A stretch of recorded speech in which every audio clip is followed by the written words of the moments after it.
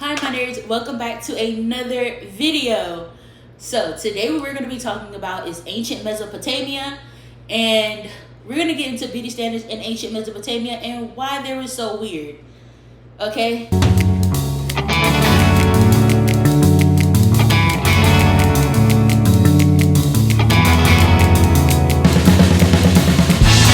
If you guys don't know, ancient Mesopotamia was about 2500 BC to around 3500 BC. Ancient Mesopotamia was created and is considered what we call now the Middle Eastern, where Iraq and all that is at. That is where that is at. And Meso stands for between. Potamia stands for river, so it's literally in between the river. It's in between the Euphrates River and another river. I think it's the Tigris River, if that's how you say it. Correct me if I'm wrong. And basically, this civilization was a civilization that was very, very intelligent. When I mean intelligent, I mean intelligent. Like, when the Euphrates River would flood, which they believed was because of the gods. And one simple story was that they actually believed that the reason why it flooded so often was because they kept partying at night, which caused the gods to not be able to sleep. I thought gods couldn't sleep, but it's okay. It's okay. It's all right. It's all right. This will later down the line make a lot of sense, so keep that in mind. Keep that in mind. So the part of Mesopotamia that I'm gonna talk about, and when I was researching I could only find about, was Babylonia, which came later down the line after years of wars between if the gods should rule or if there should be like a kingdom established. But they did end up becoming into kingdomship. Whenever there's like a king and a queen and that type of ordeal. You know what I'm saying? They got down to that type of ordeal. Now, when it comes to Mesopotamia is very smart, as I said in the beginning, because Mesopotamia, whenever the Euphrates River would flood, they came up with levees and dams and turned the Euphrates River into an irrigation system for them to be able to water their plants. That's smart. And because of this, they will later down the line invent the 60 seconds, which is a minute, and then they will also create 60 minutes, which is an hour, and then they also created the 24-hour day. So if you want to know where time got created, it is because of them. Astrology started popping up as well later down the line whenever we talk about Mesopotamia. In ancient Mesopotamia, there is actually this beauty standard that was really, really attractive, which I feel like we still do nowadays, which I don't think things have changed much. And things that were really important to Mesopotamians in the day were basically your physique. They had this obsession with hourglass figures in men and women. I understand women. I don't understand the men part, okay? I've never seen a man with the hourglass figure. Your body can't be more T than me. No. And you may be like, Shay, well, you can fix that. No, I can't. No, I can't fix your body being more T than mine. How can I fix your body being more T than mine? Can we actually talk about that? You really have to consider that some of us can't have T bodies. Like, my body is not lengthened. Like, we cannot be doing this, okay? So, yeah. Another thing that they assessed over was being oiled and perfumed.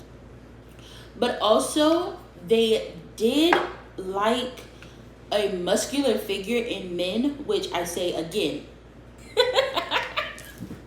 Who doesn't like a man with a little bit of muscle? I mean, everybody got their own type, but I mean, it is what it is. One product that I absolutely love and I don't think we could get enough of is kohl. Kohl is what the Mesopotamians used for, quote, eyeliner. Yes. What it's used for today is still what it was used for back then. But one infamous person that everybody probably might not know is that Queen Cleopatra actually used this. And coal is actually a lead. Coal is a lead that is smushed up, basically grounded down into a powder, causing it to have this very healing, and it had medicinal properties that helped with a lot of things. It was also tested by nowadays scientists that said that coal actually prevented eye disease. But coal was used back then for either religious reasons, daily use, or to protect the people who live in like desert areas. It does get very hot. It's like no shade there. So it literally protects their eyes. How do we know this stuff? How did they like come? I don't know the origin of coal. I didn't get that much research. I feel like that's another topic and another video that I would probably have to do later. So if you want that video, please comment that down below, because I would love to actually do that and deep dive into that, because that is very heavily used in Islamic culture, where coal is used as like liner. And I think someone said that it could grow your lashes. I think that's not a guarantee. Don't quote me on that, but it does have some medicinal properties. Another thing that the Mesopotamians liked, as I mentioned before, is they loved themselves some oil. One specific book that I was researching and I was looking at, it literally had all the oils that they would use. But these oils would actually sit overnight or for days at a time to be able to be used. And you may say, Shay, isn't that a great length to go for just a little bit of oil to just use the next day? I feel like from the way that they lived, it really wasn't. But if we look at it from our own perspective, it probably would be too much because we're like literally lazy. But they had to do what they had to do, so I'm not gonna judge them, okay? But also in Mesopotamia, one oil that I was looking up was cane oil. I actually did not know what this was until I looked it up. But cane oil is just cane that's been purified, basically ground down how you would make a regular oil, but it had to sit overnight before you can use it, which I don't feel is a bad thing. It's just some of the things that I was researching that confused me was because it was the metrics of measuring, the metrics that were used to measure each thing. Like liters was not liters back then. They didn't come up with liters. It's called liter A, I think, or something. L-I-T-E-R-E. L-I-T, I think R-E, not E-R, R-E, something like that. If that's wrong, the book told me that. So don't be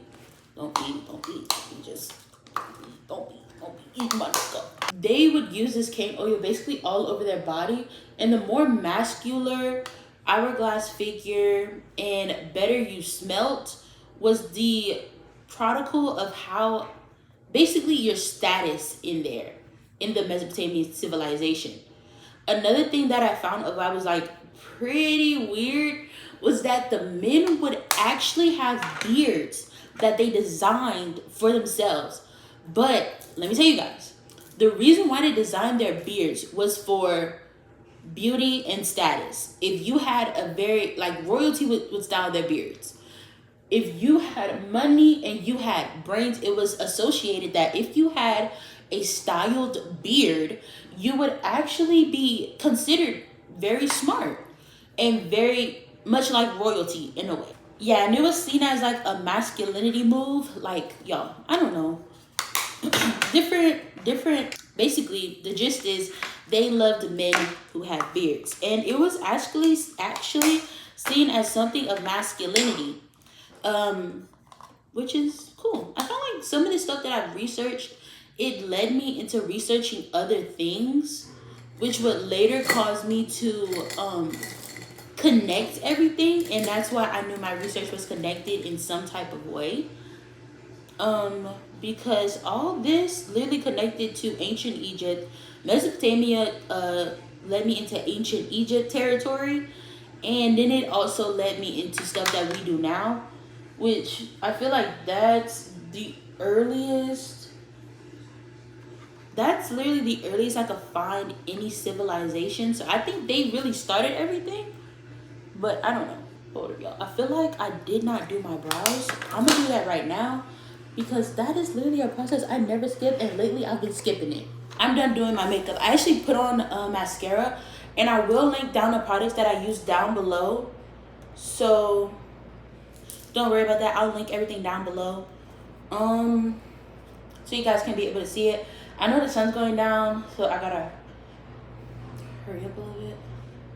But also, did you know that the Mesopotamians valued a unibrow? They literally valued a unibrow, and it has the same status as, you remember when I was like, oh, the beard stands for like your status? Same for the unibrow. The unibrow was actually a part of that as well. Like the beard being designed showed high status and royalty. The unibrow actually also shows high status and royalty and power and like your intelligence. Like you were very intelligent. You were very intelligent if you had that. That and a styled beard. But those were only for men. And over here, we don't care if it's a woman's standard, men's standard. I just want to look up beauty standards. Beauty standards apply to anybody. So, that's it for the video. Hope you guys enjoyed the video. I love you guys. And please tune in for another one. Love you guys.